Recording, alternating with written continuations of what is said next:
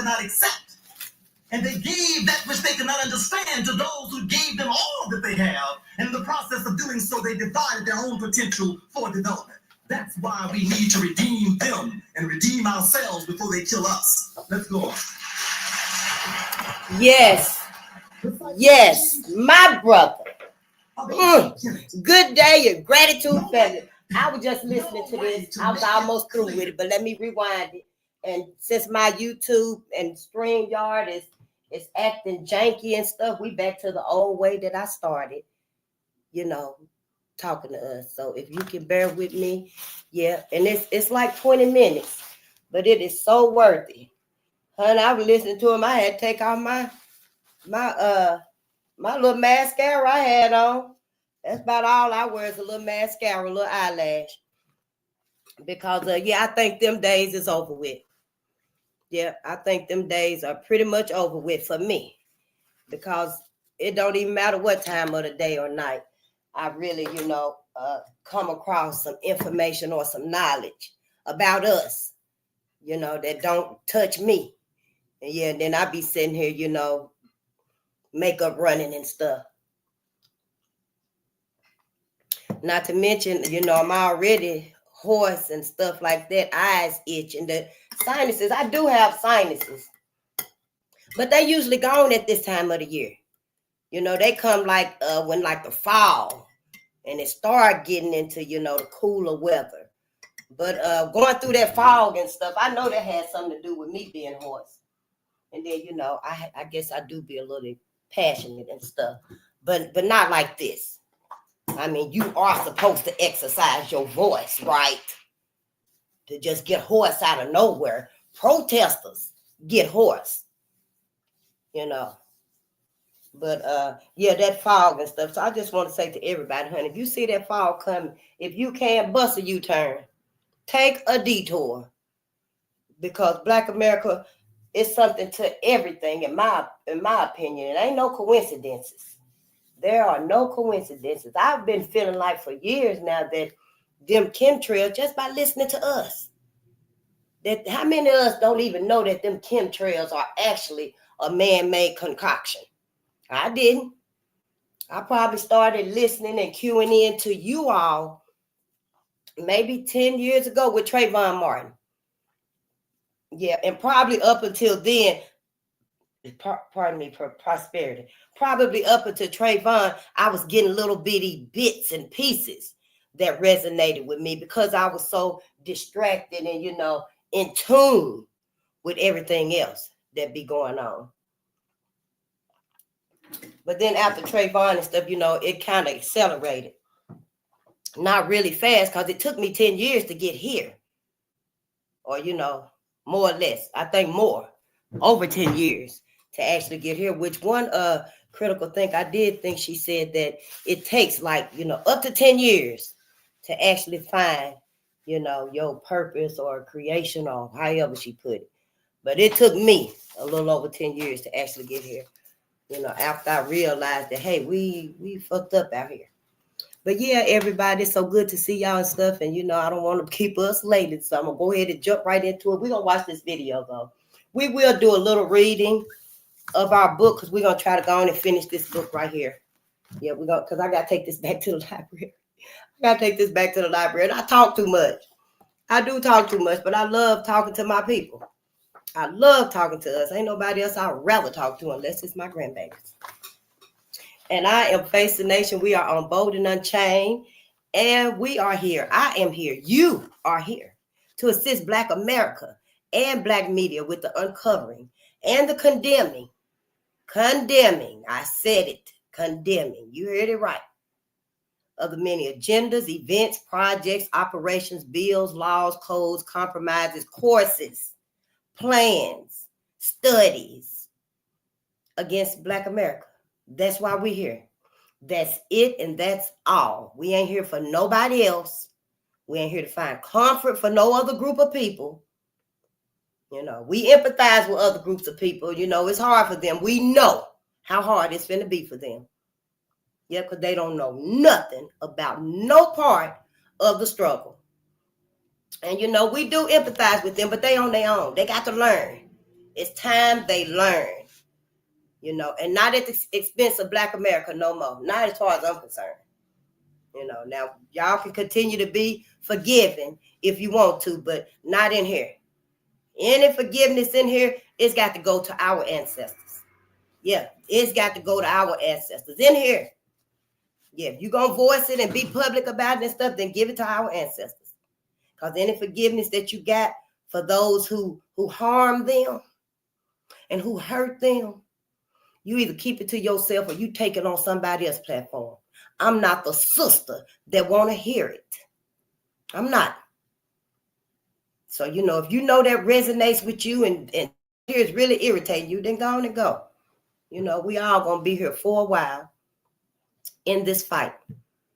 You know, we all going to be here for a while in this fight. That don't mean we got to be together here. I'll see you on somebody else's platform. And you'll see me too. And, you know, we'll know that we family. We love each other. We respect each other. But we ain't supposed to be together like that. Not on here.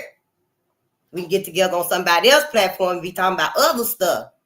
But on here and stuff, you know, let's just not bring those stresses upon ourselves and stuff. Because, honey, I don't want to stress you. And I don't want to stress me either. I really don't want us to worry. I just want us to be wary. Know what's going on. You know. And so, yeah, that's why we're here. We look at through a spiritual lens. We are looking through a spiritual lens of loyalty, resilience, and education.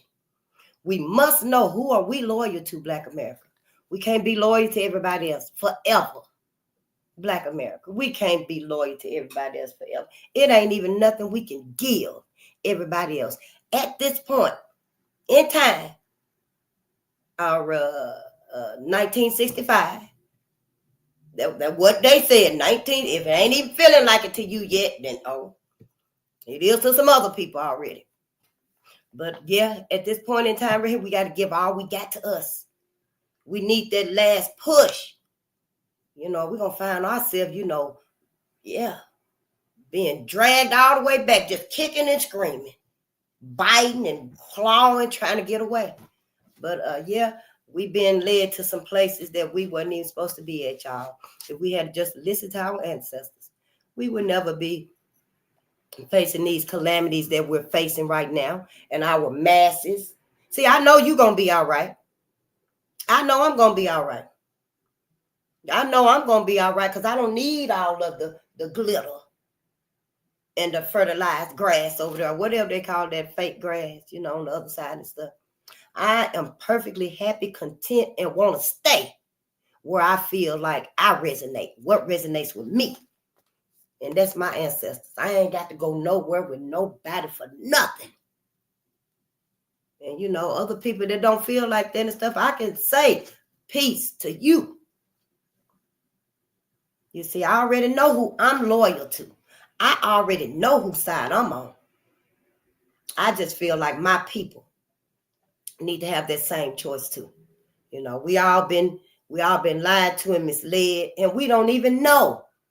What makes it so critical to me is that we didn't even know we were being misled and lied to. And yeah, I know our ancestors was telling us and stuff, but honey, we were looking at glitter and gold and, you know, and thought that the other side was really the real thing and stuff. The manipulation. See, we got to forgive ourselves on that because the more I think about it, the manipulation on us was way more deeper than the way we were coming at each other to teach each other and save each other and help each other. Those people had a ironclad strategy so that we didn't pick up those seeds of wisdom. You know, and it operated 24/7.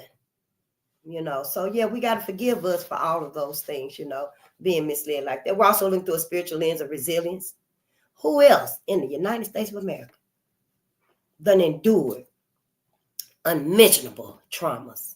And according to Dr. Joy DeGraw, ain't had no therapy, no help, not even a talk, not even a consolation, no repentance.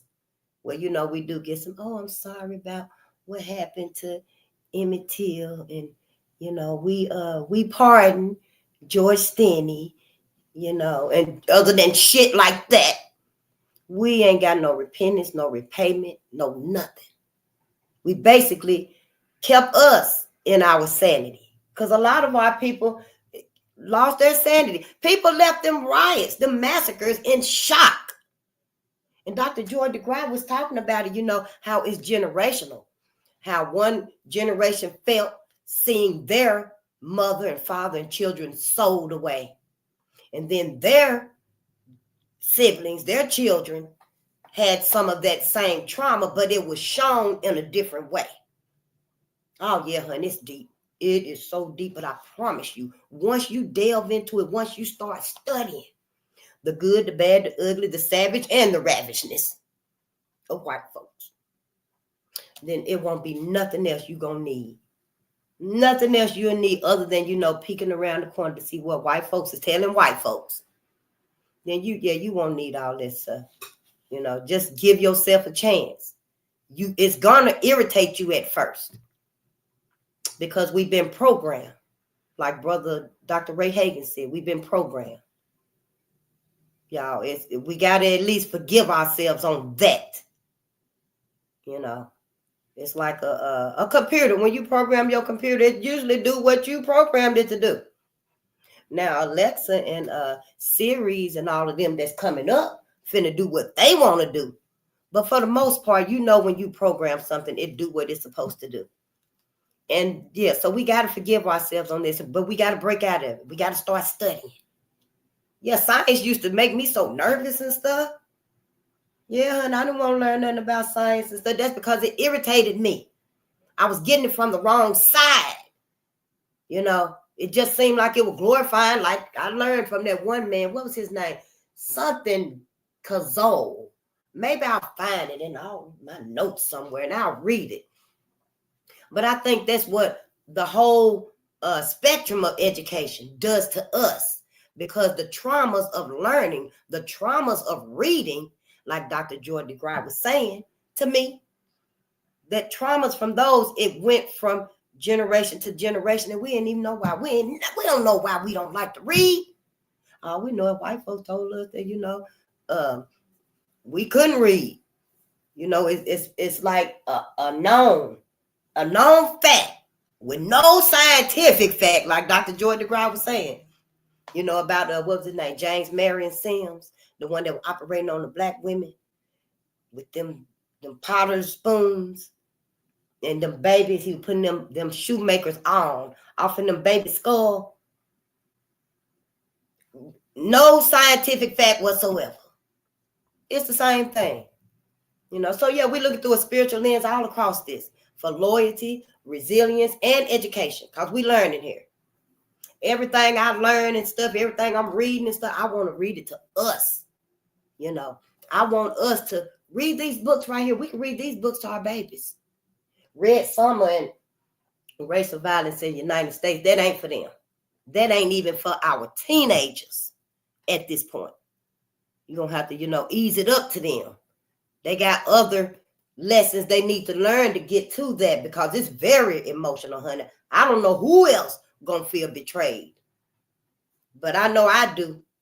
So, we got to be very cautious when we are teaching our babies and stuff, so start out at their age group, at their mind level, Yeah, don't you just don't go give your hothead son, that book. Talking about he's 17, he can handle it. No, he finna go out there and whoop every white boy's ass that pisses him off. That's what's finna happen. So, what we need to do is just use, discernment, even in our educating each other, even in our educating each other. And I got a personal story as to that myself, but I'm going to save it because I ain't even ready yet. It is, but it ain't. And I might well go, and that's my right there, my logo right there. I know it ain't for everybody. And I know once we get out there in it and stuff, it's going to be a lot of people that's mad about this right here. But, hell, I've been mad, So I just had to do what I had to do for us to see what we need to see, because that's all it's about. But, I know we get out here and we just put it out there for us, and hope we take it. But I don't feel comfortable just putting minds out there like that because I already know what it means. The ancestors already told me what it means. So, you know, it is ready and you can go get it and stuff. But yeah, I ain't really just put it out there on the front shelf. And it might take me a few more weeks before I do put it out there because, you know, I don't know all of us personally, where we be at, our habits and stuff, the people we're around. All I know is the climate is still fucked up against my people, the racial climate. And all I know is that we hurt, we vulnerable out here. We so unsuspecting and so trusting, very forgiving. And it's to our own detriment. It's to our own detriment. Sometimes, you know, I just wonder myself, how did this even happen? But then, you know, like myself, just fucking up in life, I guess, just trusting white America. Everything gonna be all right. So yeah, we are looking through a spiritual lens right here because I don't want none of us to be forgiving white America. Not right here. If you do, that's fine for you. Keep it to yourself. Don't try to sway us from our valid, cosmic given rights to feel how we would feel to know the truth. We deserve to know the truth. You know, I think we deserve to know the truth about everything. Everybody's being held accountable. Ain't that what's being said? It's that everybody be held accountable, stand in your truth. And, you know, that's what we got to do. And, you know, on everything, you know, in white America, I know that's our biggest fear is having to confront white America. But it looks like white America, the one has done all of this to Black America. I want to know who's hurt Black America. Why is Black America so filled with dedicated ignorance? That was coined by Dr. Ray Hagins, our brother. Dedicated ignorance. We know it as self-hate. You know, those of us in the lower educational bracket, like myself. I'll try to keep us up on the word language and stuff.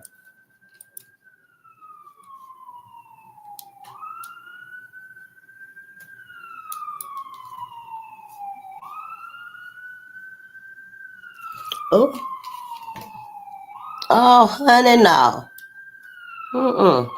He's somewhere. Hopefully in the afterlife.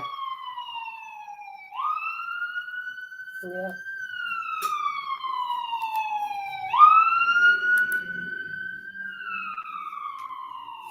But no, my husband is in the afterlife, hopefully. And you know, and if his ass is up there in heaven, where William Joseph Simmons is at, and Carolyn Bryan, and all of them other folks, the ones that murdered Medgar Evers, and you know, Fred Hampton and Malcolm X and Martin Luther King and Mark Clark, you know, then his ass should have kept going too. His ass should have kept going too. The only thing he could do at this point is send some of that, you know, well, he really can't do much, can he? But, you know, if he can do anything, send some help, some insight down here to his children and our grandchildren and let them know. Go past heaven. Go past heaven. That's why we got to call on our people, y'all. We got to call on our people, our ancestors. Just thank your ancestors. We can't just be worried about this and not worried about it. It ain't just, you know, so cut and dry like white folks put it. It's heaven or hell. It ain't so cut and dry like that. It is not. I know we all learn different. And I learned from the South where there's God and Jesus. I already done said this. There's God and Jesus. We did not know. A lot of us still don't know about Yahweh and Yahushua. And there's so many others that y'all be saying that I ain't never even heard of them. Oh, Allah, with, you know, Brother Farrakhan. And Allah, they probably know, we probably know of Allah, you know, in some places of down south, but namely where I'm from, it's just God and Jesus. You know, so that right there, you know, that kind of hurts too. Because, you know, we didn't get that exceptional knowledge that we could have used, you know, for our benefit. We just didn't get it, you know. So, and I don't mean to make y'all upset or nothing like that, but y'all's too. Y'all's too. I mean, somebody had to think of it. And, you know, I just feel like for me and stuff, mine make just as much sense as y'all's do. Yes, I do. Maybe because I ain't read the Bible yet. You know, I'll get one. But we know that story too. We know that story too. It just didn't resonate with all them beginning. I read some books in it. And I even got some scriptures here that we're going to read when I get a Bible and we get to that point. But right now, to find out and heal Black America, we got to go through, this red summer. We got to go through this trauma and stuff. So, even after we read the Bible, I'm going to still be spiritual. I'm going to still be spiritual because ain't nobody going to tell me and teach me and make me put cosmic energy in a box and call it a name. It's too expensive to call it a name. Before there was anything, before any sound or syllable, whatever was uttered, cosmic energy was up there giving birth to stars, planets, moons, storms, rainbows, hello, rain, snow. Yeah, cosmic energy was up there giving birth, which to me is a Black woman. A woman. And I know you say, well, a Black woman. How you know it's a Black woman? First of all, the cosmos is black. When nighttime comes, the cosmos is black. It ain't no other color and stuff. And then the first people on the planet were Black people. That's how I know it was a Black woman. It wasn't no other woman. And then all of a sudden, we Black, but she tan, yellow, pale, or whatever, beige, pink. No, it was the Black woman. That's pretty simple to me. But maybe without all that religious dogma and stuff, it's easier to grasp. So, yeah, I don't really resonate with putting cosmic energy in a box and calling it nothing. I will learn these phrases to communicate with us. But I want us to look past the box. Look out, how they say, look out the box, get out the box or whatever. Think outside the box. Yeah, there you go. Think outside the box. Because it's bigger than what has been told to us and placed before us in books. And one thing that it just resonated with me. I didn't even know about this stuff right here. And all this was after slavery. Why would we trap our ancestors in heaven with these same demons?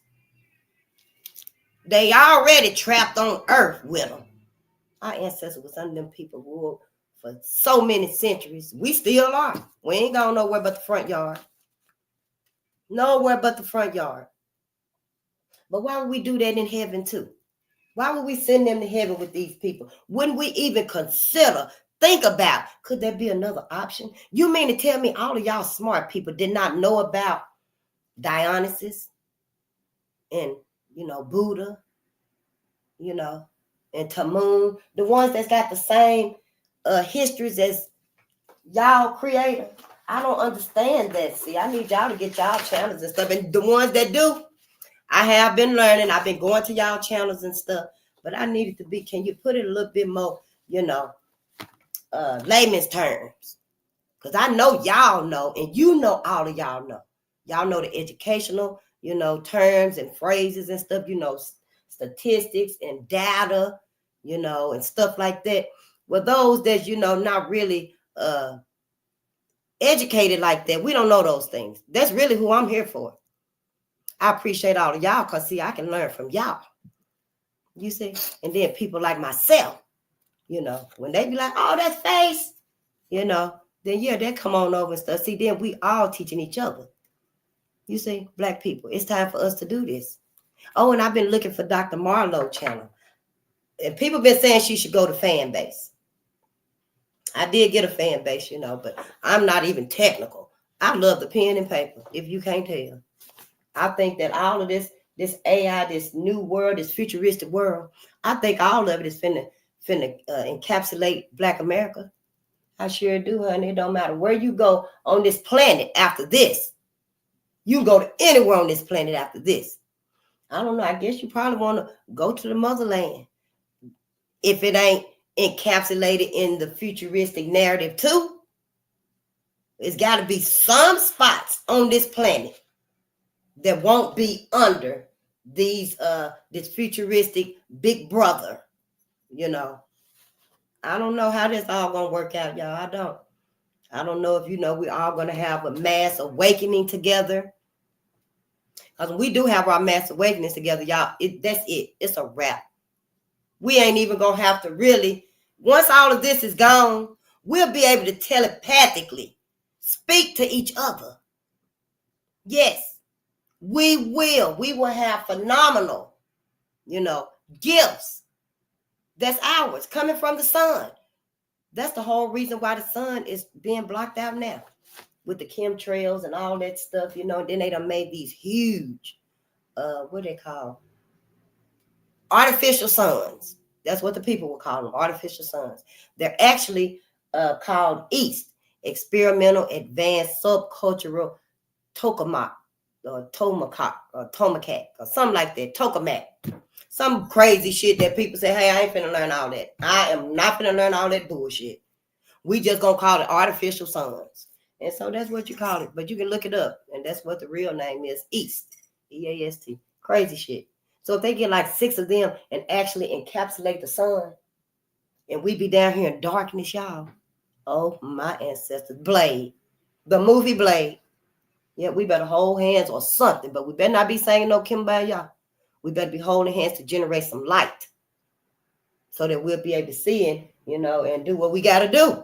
We can't be down here in darkness. This literally is hell. Yeah, this is literally hell. Yep. We don't need to be afraid of the afterlife when we leave from here, because this is hell. If you want to, you can even come back and save your people. Be here for your people. Because we only got 2 purposes for being here. I know. I talk a lot, don't I? I try to tell it all since I finally made it here. We got 2 purposes for being here, Black America. One is healing our people. Black America needs to be healed. Nobody else matters. No other group of people matters other than extending a human hand. You're helping your baby hungry. Here, feed that baby. You need a blanket or something. Yeah, give them a blanket. Keep them warm. That's the humane thing to do. Don't ever stop being humane, my people. We can never stop being humane. We were the first human. We are the first human. Sophia is the first humanoid robot. But we are the first human, and we got to keep that intact. See, white America done decimated all that, trying to dismantle that we are humans. Again. Yeah.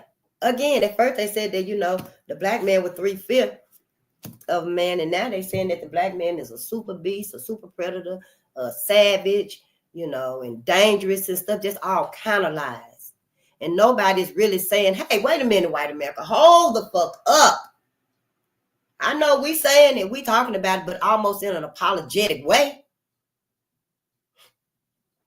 Sometimes I feel like, dang, why come I'm not, more, just calm about it and stuff, but I fucking feel betrayed. Not just for me, for my whole people. I feel like we all have literally been betrayed. Am I the only one that, yeah, I'm motherfucking appalled at white America? How dare you? And then you done called everybody else over here. After you done made everybody hate the black man. The black man barely got his mind today. If it wasn't for our critical thinkers, if it wasn't for our elders, our ancestors that left us notes and studies and blueprints and models that everybody else, a lot of people got themselves, and they ain't even using it to help us. Yeah, if it wasn't for our critical thinkers, our mentors, our strong, conscious, intact, mentally, physically, spiritually, emotionally, black men, to our people. I don't know, prop to all of us, our black sisters too. Yep. What's her name? Shazad Ali. Yeah, so many. Dr. Francis Chris Wells and Fannie Lou Hamer, all of our she-rolls. If it wasn't for them and stuff, where would we be now with white America? Where would we be with white America? And their asses would leave us there. For all the love. For all the love. I was just thinking last night, let me get this out the way, because right now it is required.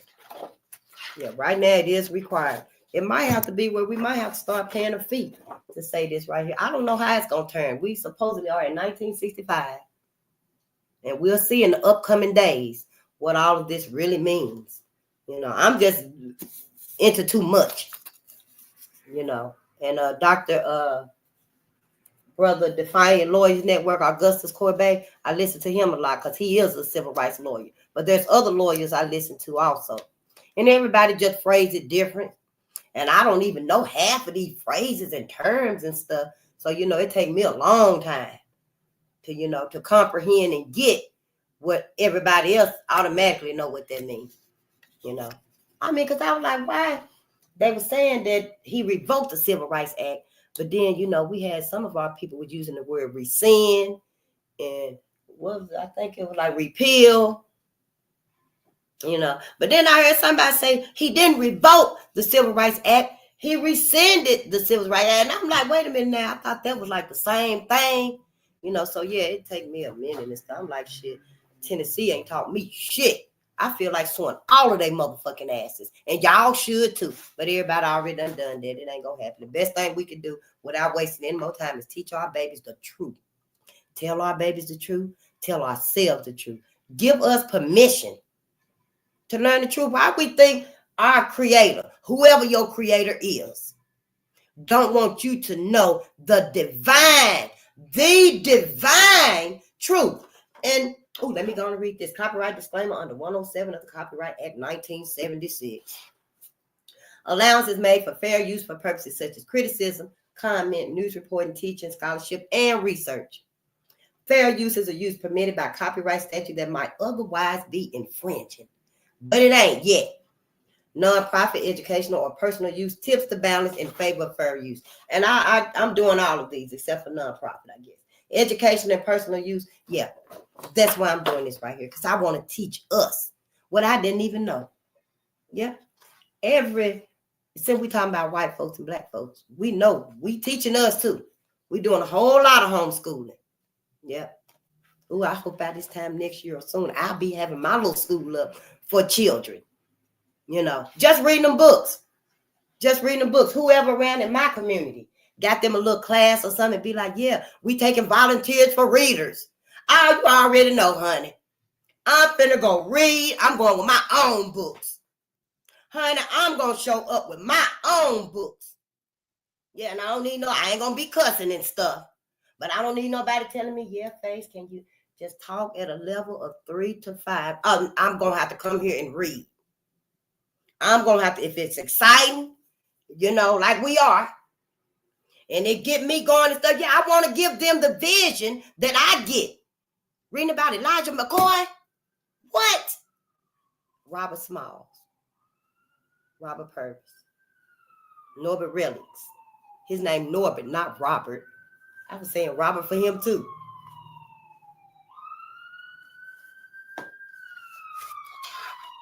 So yeah.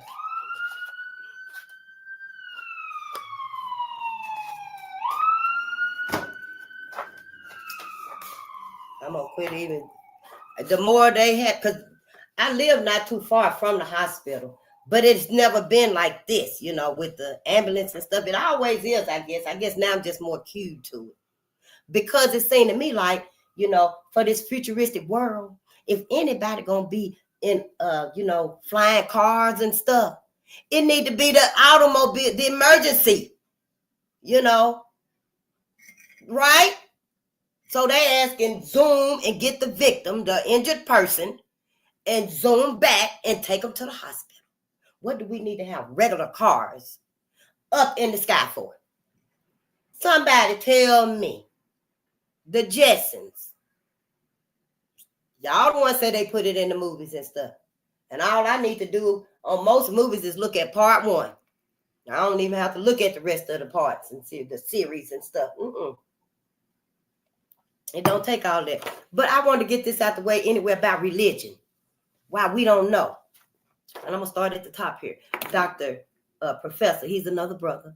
Brother Professor James Small. And you can go to YouTube and look up this documentary. He got some good long ones too. But they so worth it. And it's called The Reasoning, Wisdom, Knowledge, and Understanding. The Africans, because our religions are really, like I think he was saying, they on the peripheral of African spirituality. Maybe that was Dr. John Henry Clark, but one of them said it, that all religions are on the peripheral of the African spiritual knowledge. They took, knowledge from African spirituals or something to that name. We'll look it up if you really want to. It's been years ago when I seen it, but I try to write down everything so I can remember it and go back to it if I need to. And he said the Africans referred to God as the totality of creation itself. God is the totality of creation itself. Now we ain't talking about all these huge buildings and shit, man-made stuff. We talking about the totality of creation. The beautiful, majestic pets of the world, the giraffes and elephants, and the orcas and stuff like that, the lions and tigers, horses, In other words, everything that makes up God is in you. Everything that make up the trees, the cosmos, the soil, the plant life, the animal life, everything, that's the totality of creation. Okay, hold in there now, hold on. Most humans break down to over 400 elements and minerals, and all those elements and minerals can be found in the cosmology and the rest of ecology. The cosmology is the skies, y'all. The cosmology is the multiverse. It ain't just one universe like I thought it was, but somewhere I knew it was more than, just what's seen. I mean, how else could we think this just it? Whether we looking at the day sky or the night sky, how can we think this is just it?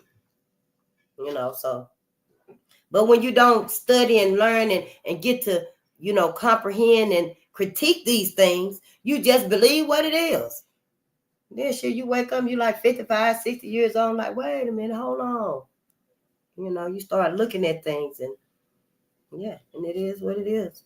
And anyway, all of those minerals and elements can be found in the cosmology and the ecology, like diamond, gold, thiacin, manganese, iron.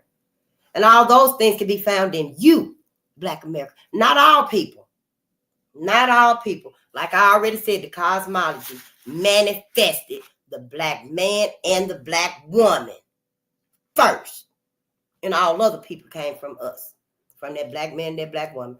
All other people came from that Black man and that Black woman. So when they say most humans, it's not talking about everybody, break down to over 400 elements. Everybody don't. Most people do, which I assume is us. Most people. Because Dr. Francis Cress wasn't the one that said most of the world or less of the world is Caucasian. Most of the world is, people of color, dark people, colored people, people of color and stuff. Yeah, we'll look at her too. Yep, I ain't got no education for nothing, honey. I'm just willing to learn. Yep, they taking us back to 1965. I guess I'll learn it. I don't need no degrees at this point. Yep, I ain't even gonna waste my time going to no school talking about I can take no course. Because, I'm going to be up in there looking at everybody, the doors, the windows. If anybody trying to put anything shady, no, that ain't for me. But religion, y'all, is really the path to understanding divinity. And this is Dr. James Small. James Small. I wrote all this from listening to him. So it wouldn't be up here at the top. And he said religion is the path to understanding of divinity. Now, divinity is the knowledge of the cosmology and the ecology and your relationship to it. Like all the animals that we was talking about in the trees and stuff, and all the waters of the world, the oceans, the lakes and rivers, all of those living things. What's your relationship to it? We got a relationship to all of those things, y'all. Yeah, we have a relationship to all of those things. I wouldn't necessarily say animals are in us, but we have dominion over animals. That's why we kept them alive. We didn't harm them. There were white America that go, around the country and stuff and hunting and extincting beautiful, majestic pets of the world and taking pictures on top of giraffes and elephants and stuff. You know, just crazy.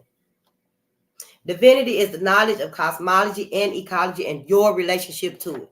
It's really simple when you think about it spiritually, not religiously, you know, and you realize that all of those things, how could it possibly be, you know, existing and evolving if it's in a box? And, you know, the more I learn this stuff, I just begin to wonder who the hell is lying? Who's lying to us? Because I don't want to lie to my people and send my people to heaven. And I feel in my heart that these motherfucking demons is right there waiting on them. The man said, William Joseph Simmons said they riding on horses. Robed men riding on horses in the sky. And not only are we reading about racial violence in the United States, he said it was a map of the United States. It's in the book Red Summer.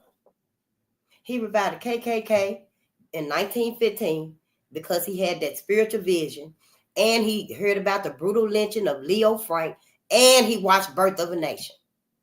So he had this spiritual vision about robed men riding across the sky in heaven. So yeah, I'm real curious. I am very curious. You know, and I know we want to talk about this and that and that. No, we can do that. But I want to answer my question first. Answer my question first. Because it'll take us forever for me to even comprehend the tiniest bit that you saying. Because we ain't never got it. I ain't never got it. This will be the easiest thing to do first. To be here. See how long that took? But yeah, this will be the easiest thing to do first, is to answer my question about what he said. Is he lying? Or somebody done told y'all and wrote that book line. Both of y'all got books. Both of you got books. You got the Bible or whatever your book is. I got some Krishna books in there, not Krishna, Quran. Yep, I got a couple of Qurans too. Or I ain't got our Bible, y'all Bible yet. I'm gonna get one. Do I gotta get all the different Bible, like it's the King James Version? And yeah, put it in the chat. I'll see it at some point so I can know which Bibles to get, because I don't even know how many is it. But anyway, who book is telling the truth? Yours or this one right here? And make no mistakes about it. I didn't want to even tell y'all, but I might as well. Because I ain't even done doing my research on it and stuff. There were so many motherfucking KKK subgroups. Because of this man, William Joseph Simmons, you know, when he revived the KKK, it was the ABCs of the Invisible Empire was the name of his. A subgroup of the KKK. Yeah, it's a whole bunch. I still got to do my research on this stuff because, you know, years ago when I was protesting, there were some Klansmen that had come into the protest. I think I was at work, but I would go after, you know. And so they are still active. We got to be fools and dummies to think that the KKK just disbanded. How many of y'all in these interracial of our families is in these interracial relationships, marriages, got babies and stuff, and don't even know? Your ass done assimilated right there into the middle of this book. You done placed yourself, your family, your babies right in the middle of this book. Because we took everything at face value. I don't mean to blame us, you know, but we got to take some accountability for everything, don't we? I take accountability for everything I done did. Yeah. And I forgive myself for it because I know I was misled. You were misled. We all was manipulated like a motherfucker, Black America. And most people know it. Most people know it. That's why they feel like they feel. In other words, they already decided whose side they on. And it ain't ours. It is not ours. The only thing we can do at this point is save ourselves and our babies for whatever is going on. We already know everybody finna get some of this oppression. Everybody finna get some of this. But Black America, you finna get it harder. You finna get the worst. And everybody finna turn on Black America because how dare you want to be free? How dare you want to be free? They doing all of this right here because of y'all. Wait till everybody start telling you that to your face. How we can't stand y'all. We hate y'all. Well, hell, why y'all didn't fucking let us go? That's how I feel. That's how I feel about it. You know, and I do empathize with people being separated from their families. We all do. We still unhealed from that shit. That's why we don't really connect and unite together. Because we never healed from nothing that white America did to us. But, you know, we still can feel empathy for people, you know, and we still know what it feels like to be hurt, to be stripped away from your loved ones like that forever. But, you know, that ain't our problem. So what, you know, at this point, what other folks need to do is get up and go with your babies. Go with your parents. Go with your loved ones because you got a choice. At this point right here, everybody decided to go with you know, with the Klansmen. Everybody decided to be on their side, to be on white America's side. They don't want to be for everybody. They don't want to have protection and, you know, and loyalty and faithfulness to anybody in the world because Black people going to get some. So, yeah, we all going to just vote for the Klansmen. We're going to vote for white America. And that's what everybody did. So let them do it. We still got to save us. Ain't nobody coming. You mean tell me we going to raise up, save them, and then find ourselves back? What? Some people finna be in the smart cities. Who gonna be in the smart cities, matter of fact? The more I think about it. Because white people ain't. Not old white people, not rich white people, not poor white people. Who they got these smart cities for?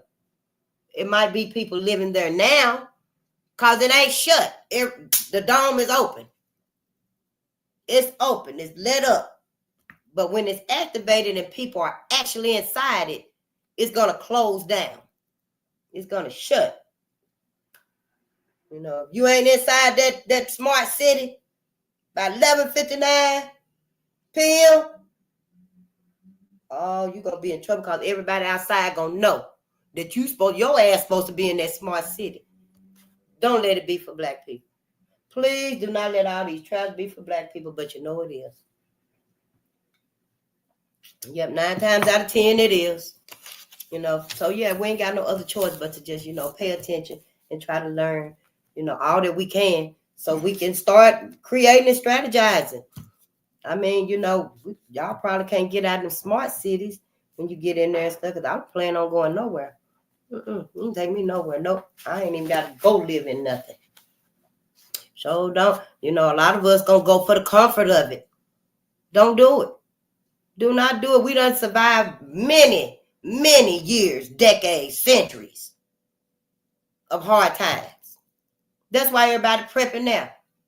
You know, get your water, get your garden going on and stuff. You know, I got my little spring water right there. I need to drink some of it anyway. But I'm not. I'm going to go ahead and use it for my little garden and get my garden started. And, you know, we got to let our babies start creating and stuff so they can decide how to get y'all asses out of them Tesla cars. Somebody gonna have to get Black America out of them Tesla cars. I don't know. I seen that movie Left Behind, and I didn't even realize that all of them cars, them Tesla cars, were just running into the back of each other.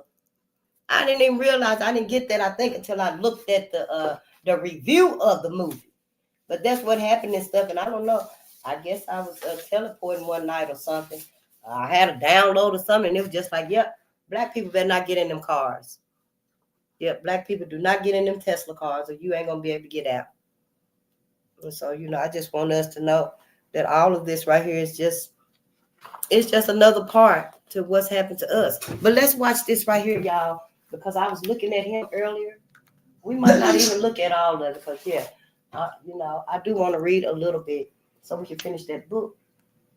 And who Try was one this? Oh, let me go over his name one more time too. aspect of it. Why my thing doing like that? Those imposters who have chosen The scary to exclude. The scary truth whites never will admit about blacks. A black professor unpacks. And he tells a lot of the truth The too. black presence, it's necessary I don't know his for us name. to affirm the obvious, and that is that in Africa, people are African people.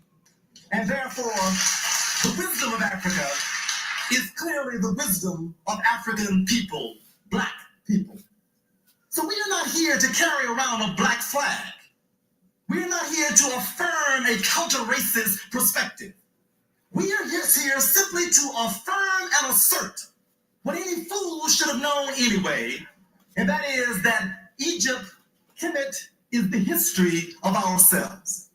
So anyone who is not a part of this deprives him or herself of an historical moment.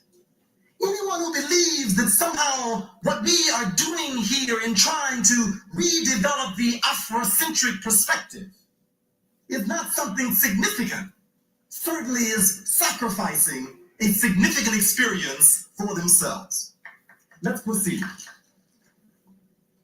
Let's understand that somehow the knowledge of trying to redevelop the way that the people of ancient Kemet dealt with their reality is no more than an effort to try to practice redemption.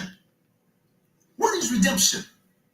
Redemption is restoration, resurrection, the resumption of what was supposed to be, the reestablishment of perfection. Knowledge is what breeds and builds perfection.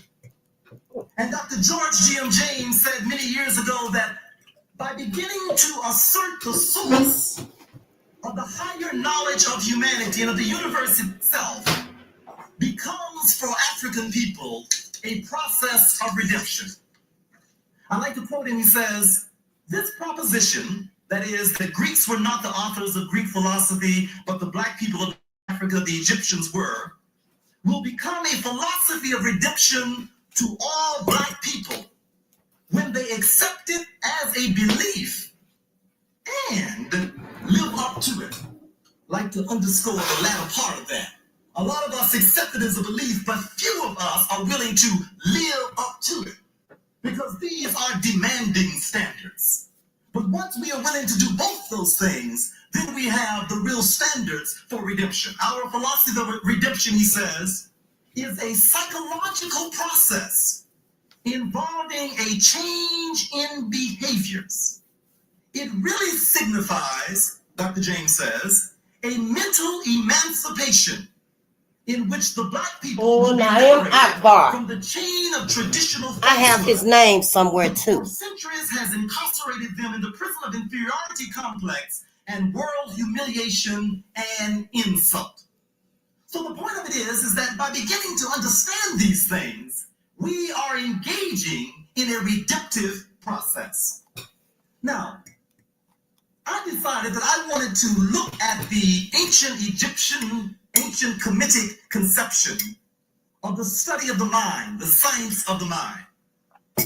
Little did I know that I was getting into very, very deep water. Not only couldn't I possibly deal with that in an hour or a 20-page paper, I could not deal with it in 20 years or several volumes. Because we will find in just a few minutes that much of whatever existed in terms of the knowledge of ancient Kemet was in fact about the study of the mind. To begin, I want to simply, very briefly, some of you I'm sure are familiar with some of the things that Wade Nobles and Joseph Baldwin and Said Khatib and others of us have been doing in the whole area of African psychology. And so you are aware of some of the critiques that we've presented of so-called traditional Western psychology. But I think in order to more effectively understand the relevance of the Kemetic notions of the mind, it's important to understand the Lytic notions of the mind, which have emerged out of Eastern thought. out of the Judeo-Christian European conception of the human being and the human function. We understand, first of all, that Western Oh, good day, call dog. deficient. It's deficient because the technology has far outstripped the humanology. We have vehicles and vessels of technological expression which far exceed the human development. We have more problems of a basic nature in this society than societies with much less concept of technology ever had. We have to learn to go how to do basic things like love and make love and have families and raise families and interact with other human beings in a meaningful way. We have to go back and take classes in learning that, which apes do very well. Yeah, we do. We really do. Video recorders and we have astronauts going to the moon and all these other with things. Us. Despite all those technological advances, we are truly retarded. And I would submit to you that a reason for that is because of the limited conception of the human being, which is developed in Western psychology and in Western thinking.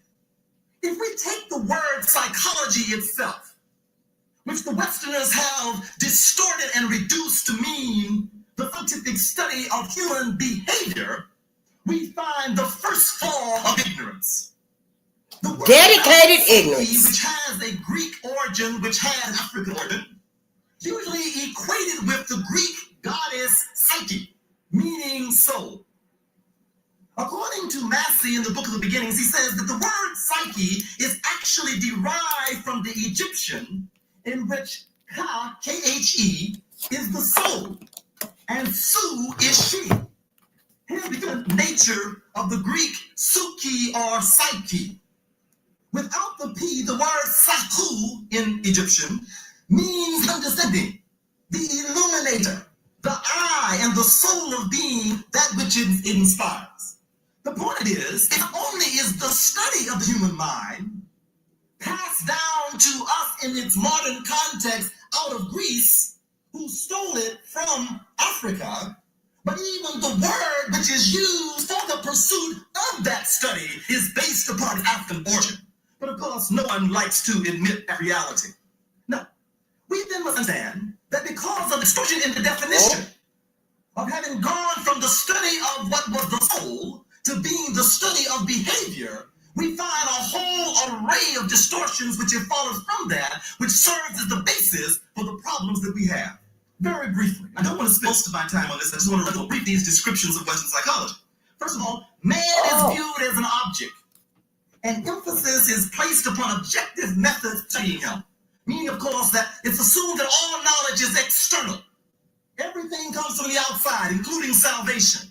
That there means no more than tabula rasa that's imprinted upon by things in the environment. The only goodness in man is by objectively standing out and dealing with man as if he's like. In Western psychology, it is no longer legitimate to even ask a man what he thinks, because it's considered the unscientific object, therefore does not qualify to be put into the pursuit of scientific pursuits. The idea that somehow objectivity is the virtue of science, and therefore to have anything which suggests that the person can have an intuitive, introspective, subjective awareness of himself is a recognition and a prostitution, you will, of what has come to be known science. Secondly, quantification is the only accepted measure of reality. If you can't count it, it ain't real. The idea that anything that can be on a scale, a measure, or rule, a scale of some man assumed to be material. That means that body is being. That somehow what you are physiologically defines what you are as a human being. It finds the equation between a monkey and a person. The idea being is that since they're all bodies, since they're all material, then they're all the same thing. So the study of a rat tells you about the study of a human being. Because of the equation. Not only that, there's no need, of course, to pursue anything beyond the body. Anything before or after that could not be considered as relevant data. No, there is no concept of superior power or purpose for man. Therefore, man is sort of serendipitously here. He just growed, as Topsy said. He has no concept, he has no direction, he is a part of no order. There is nothing to look to man to expect of him if he pursues no particular Western psychology. These are the lies you're talking about. Number 5. The observable activities of a person are the critical dimensions of his being. That's the behavior thing again. What you see is what you get. Number 6. Concepts such as soul, spirit, revelations, or any non-observable phenomena is viewed as superstition, delusion, or has no relevance to the understanding of man. 7. Oh, I sure wanted that to play better for y'all. That don't even really play much better than on my computer. But I will be writing them down, and we will all be at least listening to them. Because that goes back to the reverse psychology that we had read about. When I knew about it, and I don't think we actually read about that or did one of the books mention it. But it was, you remember when white folks had told black people that they had drapetomania for wanting to escape from slavery. Reverse psychology. You know, all of this right here is nothing but a form of reverse psychology against us to make us feel some type of way about standing up for ourselves, caring for ourselves, loving ourselves, forgiving ourselves. And white America feels some type of way about that. And I feel like it's only a matter of time before white America does, feel the rejection that black America refuses to lighten up on them. We're done. Black America, we just realize on the whole that there's nothing else we can do. There's nothing else we can give to white America. We can't heal them. They're not trying to heal. We haven't healed us. They haven't even broached an opportunity or a subject or study or anything on behalf of us healing. They never have. For all the studies white America has done on us, nobody has ever said, hey, they need healing. White America chooses to pretend like everything that we're going through is just because of us. Yep.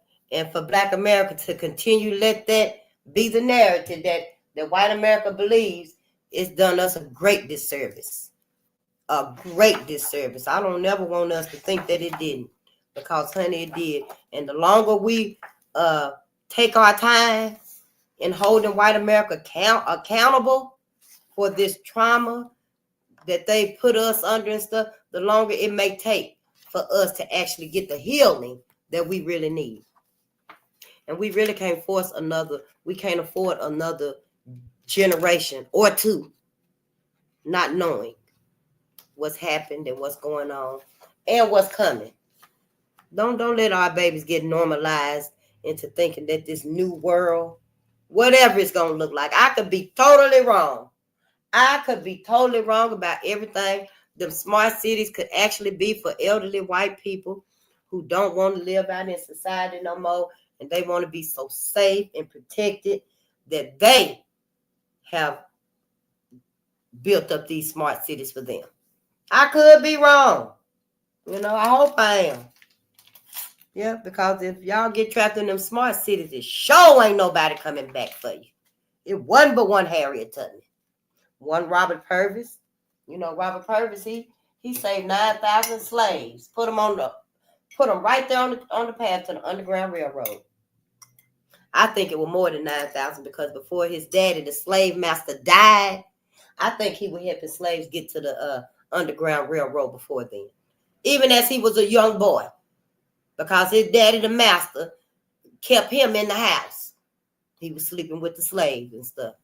And he was like, I'm not going to be like this man. He was hearing what that man was doing to little girls and stuff. And when the master died, he left him everything. And he used his wealth to help his mama's people. He went right down there to the slave quarters. Every day. He put somebody on that Underground Railroad. Before that master died, he did that. He would take them some bread and some vitals and, victuals. And he would take them a little flask of water or whatever and get them to the Underground Railroad. So I think he saved more than 9,000 slaves. That's just what they had in the book. But common sense tells us that you don't just start doing it because you got the wealth. He was just able to do it more abundantly, more frequently when he got the wealth. So see, from 1831 to 1861, he helped one slave a day get to the Underground Railroad. Yeah, and I know you probably think, well, if he had all that wealth and stuff, why he do it one slave a day? Well, it still was, slavery times, people still would have been like, yeah, you nigger lover. And, so he still had to be cautious. I don't know. Just let's read the book. Let's read the book and we'll find out. And we know Harriet Tubman, they said she saved 300, which we already know that too was underscoring her numbers. Because wherever Harriet was saving black men, black women, and black children. And I don't really want to go into it because I am hoarse. My voice is stressed today. And I'm still sniffing and stuff too. So yeah, if y'all see that fog, honey, you better go the other way. Oh, me and sister was talking, we're texting and stuff on her channel. And shout out to my sister. Peace and power to the people. And we think it's a really good idea to get you some scarves. Keep one in your car, in your glove compartment. We really need a gas mask, y'all. We're going to have to add a gas mask to our pantry. In case, it gets smoky, foggy, or whatever. Then we'll have that gas mask in there and stuff. But for the time being, let's just get us some scarves. And we go through that fog again and stuff. Just try not to breathe too much of it in and stuff. I think she was saying she smelled the fog. But I was listening to some of those reportings of people. And some of them were saying that they can literally taste the fog. It tasted like chemicals and stuff. And people were showing on their Ring cameras. It looked like it was snowing, but it was actually just a fog. It seemed like it had particles in it. Smart dust. That's what I've been hearing about and stuff. And some people with swimming pools. When they went out the next morning, their swimming pool was full of foam. Foam. Just had foam in. I don't know. I haven't really heard any more about it, but I haven't really been, cued in on the phone. On the fog. Prosperity. But I wonder, did anybody test the fog? The foam. Did anybody gather some of that foam up and test it and see what is it? So, yeah, if you see that fog, just don't go through it. Take you a detour. Yeah. Take a detour. Go another way. It may take you longer to get there, but at least you ain't, breathing in all that, whatever it is. I don't know. I just wanted to put that out there and stuff. But let's start with Ann Lowe. Because you know what I think is going to be our children who are going to create for us. That's her right there. Yeah. I know some Lowe's too. Spelled the same way her name is spelled. And it's going to be our children and our grandchildren that's going to be so smart, y'all. They're going to know how to get you out in Tesla cars. They're going to come up with creations and inventions, just like our ancestors came up with creations and inventions to make life easier for them and their loved ones and other slaves and stuff and our people, even though we know they say, yeah, this for everybody.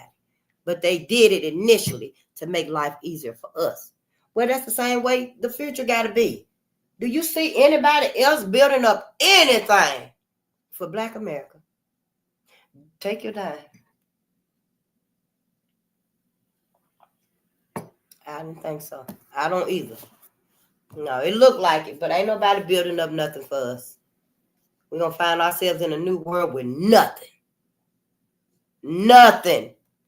The things that our ancestors have already created and stuff, those things going to be off limits to us. Yeah, we ain't going to have no need for these things right here. Everybody else finna keep the luxury of everything our ancestors created and contributed. So see, that's why we got to wake up. We had our choice to hold this off another fortnight, if you will. So we can be able to plan and strategize, and get our people in a better frame of mind, a better frame of preparation. But see, we didn't take that choice. No, and the choice was simple. Kamala. The choice was Kamala or Donald. Common sense. And I know most Black people, most of us did vote for Kamala. Yeah, we did. It was like 91% for the Black women and 81 or 90% or something like that. They were very high for the Black men. I thought it was 70 something, but then when I looked at somebody else, it's like it was more, it was higher than that. So I don't know, just look it up. Between 77% and 90% for the black men, I guess. And the black women was like 91%. Now, the white man and the white woman, we already know, most of them did vote for Donald Trump. And the Latino, the Latino men and the Latino women, I wrote down the statistics too. I started coloring in. I probably will before I show it to you. And they voted, most of them voted for Trump too. Very few of them did vote for Kamala.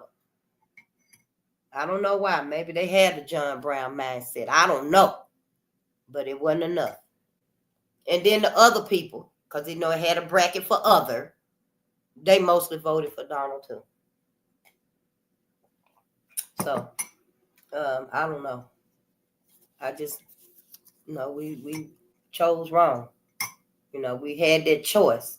We could have held all of this off for another 4 years. Kamala and them would have been trying to put the chip in you. Well, the transhumanism and, and all of that Internet of Things where they actually hooking up your TV to your smart device. Well, this right here is kind of like hooking up you to your smart device. And, and we would have been able to say, no, hell no, I don't want this shit. Get your damn hands off of me, But now with Donald Trump in there, we speed towards a futuristic world and stuff.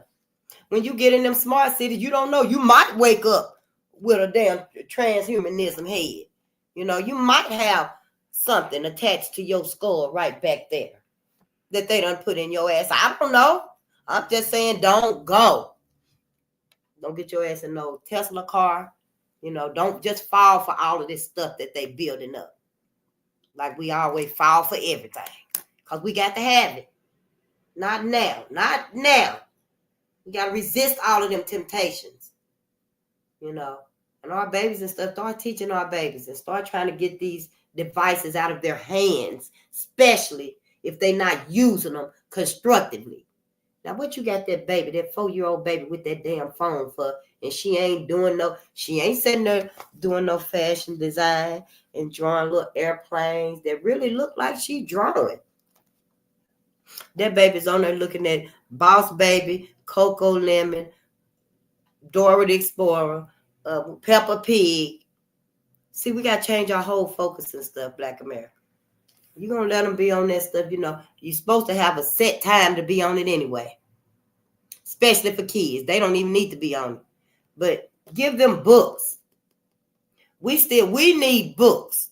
I know white America is banning books. But you still can go to the library and check out books. Get your own library. If this is the time in America, and it might be, if this is the time in America where we're supposed to have our America and white America is supposed to have theirs, then it's done came around again. That's all Black Wall Streets were. It gave us the opportunity, and it gave white America the opportunity to leave us the fuck alone. It gave us the opportunity, the resources, the whatever we wanted, to we're happy to have our own. What was wrong with having a Black America and a white America? What's so wrong with that? We still would have needed, like, the military, wouldn't we? We still would have shared the military, wouldn't we? Why did white America feel so threatened by us having our Black Americas? Because we didn't need them anymore. Ain't they enough for each other? See, this whole thing right here make me feel some type of way. Because for them to go from being our only enemy, because Black people was not Black people's enemies. No, we weren't. Everybody fight with everybody in their groups of people, in their communities and stuff. Don't make it seem like just because, John Roy and John got into it, had a big old fight down there. Go over to the other communities, they done did the same damn thing. I just wish Black America just wake up and see what it is, Call it for what it is. Get your babies. I know it's going to be difficult for some of us to just decide whose side we on, because we got so much wrapped up into this. But why we got to let materialistic things decide where our loyalty lies. I'm saying when it comes to our ancestors. I'm not saying when it comes to, you don't eat meat no more, or something like that, something that's petty that can be, compromised. Because our ancestors can't be compromised. What don't we understand? We keep making compromises and forsaking our very own. These are our miracles. This right here, these are our great America. When they say make America great again, they not talking about them. They rolling everything back that they've done. Where Martin at? Right there. Ain't that Martin Luther King right there? Everything that they've done, they rolling it back. Everything that they've done, they rolling it back. Yeah, they want to give us something totally different. And I say, Black America, if we don't do something, that's exactly what our kids gonna get, our children gonna get. Yeah. And yeah, I'm not willing to just let that happen. I don't know, maybe y'all are and stuff. But like I said, you can go. Yep, ain't nobody got to be loyal to my ancestors right here but me. Sure don't. I'll see you on somebody else's channel. And you'll see me too. And we'll still be like, hey, fam, what's up? Yeah, you'll be like, Face. And I'll be like, all right, what's up, fam? But yeah, I'm all about my ancestors. That's it, and that's all. I don't harm no other people. I don't wish no other people no badness or sending them no evil eye and stuff like that. I empathize with other people. I wish they had been sincere with us. If they had been sincere with my people, see. So no, I ain't got to forgive nobody because they asses wasn't sincere. No, all I have to do is forgive me and my people for believing that they were sincere. That's all I got to do, and I won't even be mad at you if you're going over there and stuff. Shit, I come to your channel. I'm looking for people that don't even know this stuff. That's why I'm here. And maybe I can lead them to your channel too. Because I know it's going to be some people that's interested in the cosmology. They're interested in numerology and stuff like that. Stuff that we never even contemplated. But the joy in it, the brilliance and the interest, it's so interesting when you start learning stuff. So yeah, feel free to go if you must. Either right here, it's either going to resonate or irritate. Yeah. And to the young lady earlier today, I wish you find where you're supposed to be, but I don't think it's here.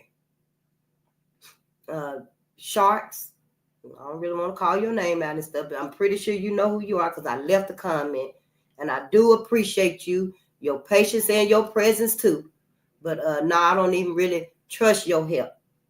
I don't. The knowledge and the books and stuff, they'll come to me another way. I don't just necessarily have to get what's for me through you or anyone else. My ancestors, they designate how I get it. And sometimes I might not even resonate with them until they just be like, hell, here it is, take it. Like this book, Red Summer, right here, because I was going to pick up Helen Keller on y'all asses. That's what we were going to start with. Or something, lightweight. And then ease into this right here. But here, we out of time for all that here. We need to start at where the hurt at. Where's the hurt? At some point, we will be going back, into past on some slavery and, the Mayflower and Christopher Columbus's 4 voyages and stuff like that. But for right now, for me, I need to know, why is Black America so encased in this dedicated ignorance? Why are we so wrapped up in our self-hate? We don't even think about it. It don't even register in our mind that we really got a self-hate to each other. And it wasn't there before. It's never been there before. It's there for a reason and stuff, and I know a lot of us got married and mingled and stuff, and I can't deal with that. That's a personal decision you're going to have to make. You may not ever put Baba Dick Gregory on your TV screen in front of your interracial spouse. You may not ever do that. And that's your choice. So you will never know how they truly feel about your people. You might not ever put on the cartoon of Neely Fuller for y'all little bitty mixed kids. You might not. That's a personal decision you gonna have to decide. You know. See, all of that right there let you know what's right for you. Who's right for you. And I just want to see if you with anybody. I don't care how long you've been with them. You've been with them 25, 30, 45 years. And you put on just the cartoons of Neely Fuller. They had to put them in cartoon fashion for us because our mind is so flippant, so fickle, you know. As long as it ain't, if it's anything to do with white America, our attention is there. But if it's got any little slight tinge, taint, or whatever to do with us, our focus can't even hold that long. So they put it in cartoon fashion. It's brilliant, right? I know. It is brilliant. They put Neely Fuller, Dr. Frances Cress Welsing in cartoon. How brilliant is that? See, give it to the kids and stuff. Give it to our babies. You know, I really, I'm going to get to the point I'm going to stop saying kids and stuff because I don't like it. You know, I don't like it. We ain't got kids. Kids are baby goats. But when we talking to each other and stuff, you know, I do tend to get back into the lingo, the language that we all know and say, you know. But we just got to stop it. And I do too. I don't want to get back to those ways and stuff. I'm going to be calling my babies kids. Yeah, come here, kids. I don't even believe that our babies are sinners. I don't. I guess I used to. But now, no, I don't believe that our babies are sinners. They babies might be sinners. White folks' babies might be sinners. But I know our babies are not sinners, honey. Sure way. I don't care who book said it. I don't care who book said it. You know, before that book even had pages, the cosmos was right up there. It's just like saying that star up there is a sinner. You know, that star ain't got no goodness to it. You know, no.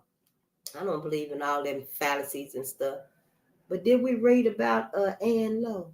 I don't think so, because Ann Lowe was a fashion designer, y'all. That's what I'm saying, you know, whatever our babies want to do, we just got to open their minds up for it. Shoot, they might come out with the new, you know, gear wear that'll actually save our life. We never know. They do got all kind of clothes and that stuff. Clothes you ain't even got to wash, I seen. Like, who got clothes you ain't got to wash? For real, but yeah. You know, all kind of stuff is being created. Can you imagine what our baby's going to create when we actually give them the opportunity, you know, and the resources and the support for them that they little mind to just start creating and thinking and stuff. Yeah, that's going to be awesome. I hope I'm here to see the day. Yeah, because I'm be saying, I told y'all not to get in them Tesla cars. Get him out of there. You know, yeah, I can't wait. It's going to be so fabulous to be born right now. But we got to start now. We can't wait another 4, 5, 10 years. We done waited too long. That's why I had to start right here at the hurt. Because I'm the last one to this fight. Yeah. So, yeah, now we're reading about Ann Lowe. She's so classy. Look at her in her black dress. Ann Lowe. And she was a fashion designer, y'all. She was born December the 14th in 1898 in Clayton, Alabama.